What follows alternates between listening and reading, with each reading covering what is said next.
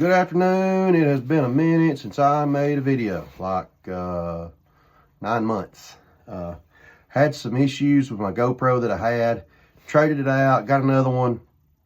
It wasn't the GoPro's fault, undoubtedly. It was something to do with the memory card was bad or something. Anyway, one thing led to another, and poof. I didn't get to fish as much last year as I typically do, or I have in the last couple of years. Got a new rig. They're going to be talking about that some over the next couple of weeks. Won my first tournament. If you can see that right behind my head. Won the NACA Classic. Got the big fish, which is right there. Or actually, that's big fish, I guess. Yeah, that's big fish, and that's because it's backwards. Won that. Finished fourth in AOY in the Yak and Grass, which I'm not happy with because I won the year before that, but it is what it is. Lost to some great guys, some great fishermen. But it's too cold to fish. We've got about 2 inches of snow on the ground. I got my Tide Wee heated jacket on. I would highly recommend one of these things.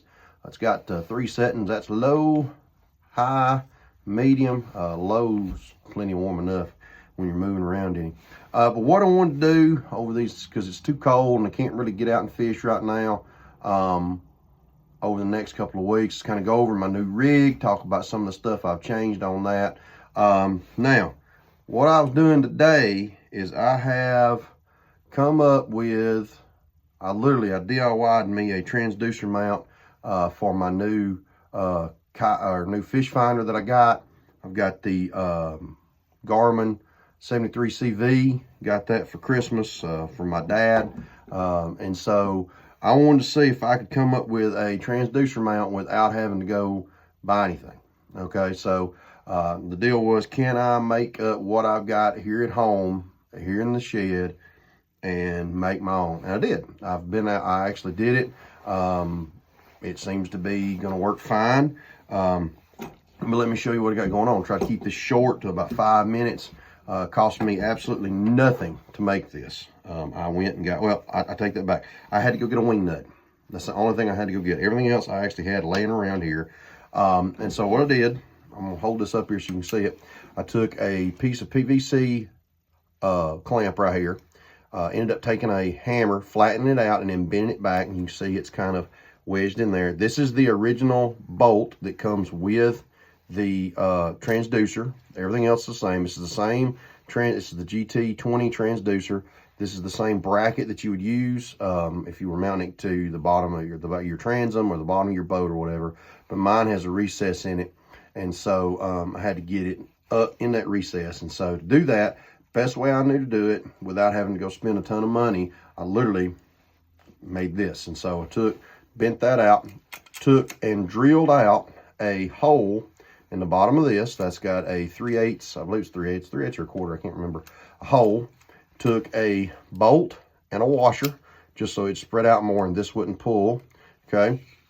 And I wanted to come up with an idea of how I could do it to where if I did happen to hit something, it would have a little bit of give, but it wouldn't be like flopping around, flipping and flopping like crazy.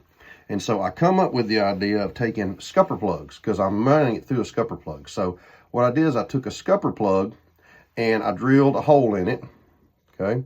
So I got a hole drilled in this one, and I used 2, and I got a hole drilled in this one. I took the top layer. These are actually Walmart ones that I had in my new canoe. You can see how nasty they are. But that's what I did. This is the bottom one. This one goes on the bottom of the boat.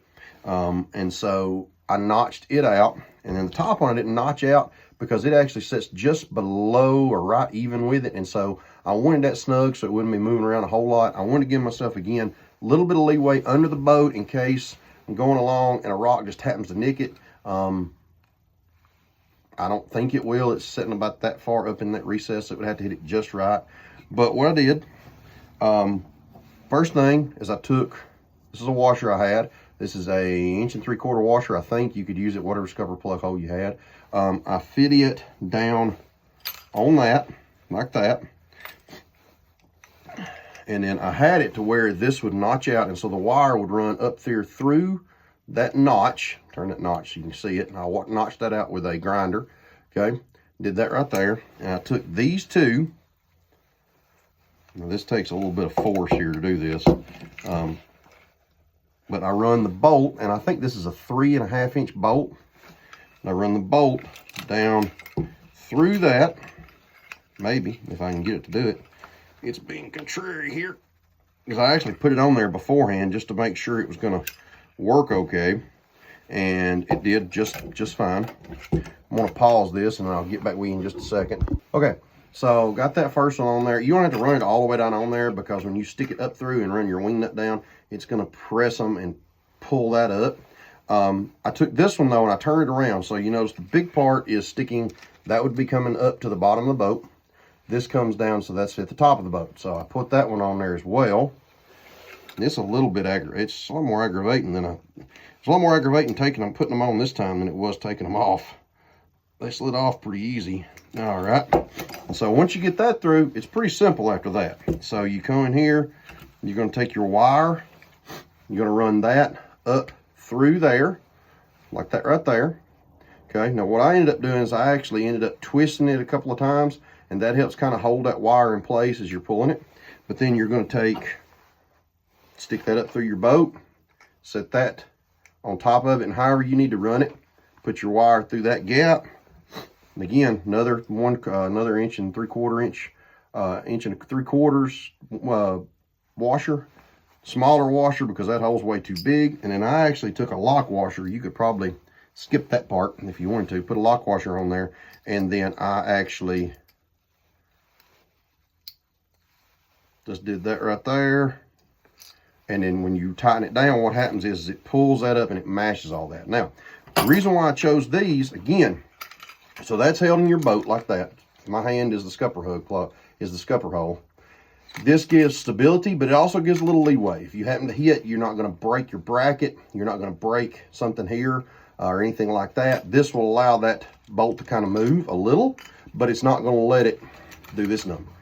Okay, I'm going to put this on the boat, and then I'll pick up back with you and I'll show you exactly what I'm talking about. All right, so it's kind of dark on me out here. So this is what you got. I've run that up through the scupper hole. These are my trolling cables. There's my transducer cable. That runs up into my hole up there, into the hole, excuse me. So then I take what I've got left here. So I take that, and I lay that down there.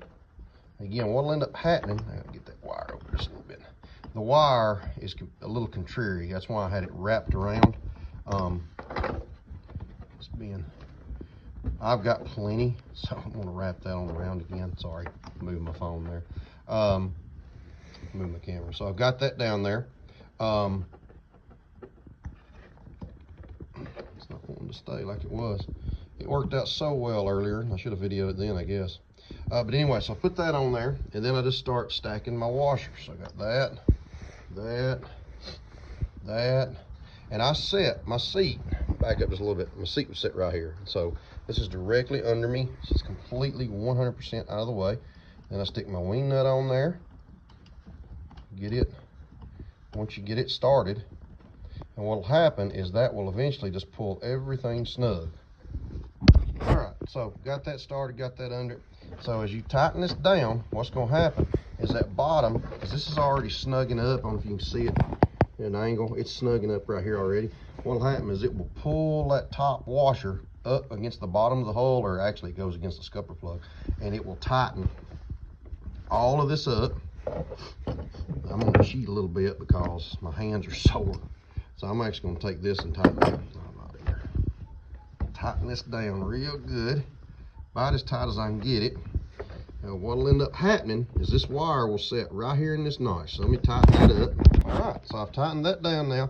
Now the reason why I'm using this, the reason why I wanted to use the scupper plug mount, or scupper plugs, was first off, I didn't want metal sitting directly on this wire. So you can see how this corner is really close. I may end up taking that loose and then pulling the wire over just a shade, and then tighten this back down. But I didn't want it resting on it. On the water, it wouldn't be a problem, but the deal here is this won't come off. This will stay on all the time. My underside, I'll show you in just a second, has a cover for this, and so you'll never, the transducer will never be hit when I decide to go on creeks creek trips, I can just run this up into my hole right there, and then that'll be there. So let me show you underneath the boat. All right, so here's underneath the boat. See, this plate goes right here. But you can see this mount. Now, there's a little bit of movement there. There's a little bit, but there's not much, and I could tighten it up a little more. But I want a little bit. You see, there's just a little bit of play in that. As long as I keep that play in, if I do happen to hit something, this will kick up like that. Yes, I'll have to get out and reach under the boat and fix it, but it won't break off. But you can see that's very snug. Even riding, all it's going to be doing is sitting there. You can't really see it, but the wire is run up through that little gap again, up through here. So what I'll probably end up doing before it's all said and done is I'll probably will end up taking this back off again and fixing this, because I don't really care for that, because my notch that I have for this one is not on there, so it's a little out of alignment, but I'm trying to do it in a hurry instead of taking my time. So anyway, I hope that helps. Again, that cost me absolutely nothing. I think what was that? I think 19 cents is what that cost, and so that's a lot. And now, again, it's metal. It's all stainless, so it's not going to rust, except for that hose clamp. Now, that hose clamp is not stainless. It will eventually have to be replaced. But it's, other than that, everything else is stainless on it, so it's not going to rust. It's not going to corrode, so it shouldn't have any problems. It's 100% out of the way. Like I said, I can take that cover. It's a black cover that comes with the kayak. That's a Coosa X. It covers that entire hull right there. That's where it's been on until the last 25 minutes. And so when I started messing with this thing, so it didn't take very long. You can modify that, but again, I like that scupper plug because it's going to hold it good and steady, that bolt good and steady, but it's going to allow it to move a little bit. It's also going to allow it to move around, and you're not going to wear on your plastic down there that's sitting on that metal. So I hope that helps. Look forward to doing a lot more stuff. I'm going to be showing you several setups on this kayak as we go along. Excuse me, I'm just like everybody else here in North Alabama. We're all fighting a cough or something. So hope that helps. We're going to be getting out on the water. Got some collaborations coming up with a couple other YouTubers. Lots of trips planned this year. I hope everything goes the way it's supposed to go, and we can get back on the water here pretty soon. But hope that helps you. Like and subscribe.